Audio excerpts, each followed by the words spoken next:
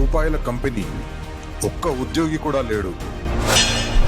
ఆ డొల్ల కంపెనీకి ఏరోస్పేస్ అండ్ డిఫెన్స్ రంగంలో నిపుణత ఉందని 500 కోట్ల రూపాయల భూములను కేవలం 7 కోట్ల రూపాయలకే కేటాయించారు. పుట్టినోడెవడైనా నమ్ముతాడా?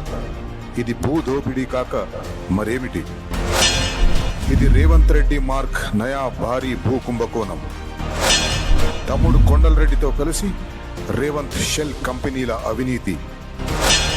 1,00,000 రూపాయల విలువలేని కంపెనీకి 100 కోట్ల భూములు దారాదత్తం. సర్కారు భూములను అడ్డంగా మింగేస్తున్న అనుముల అనకొండాలు.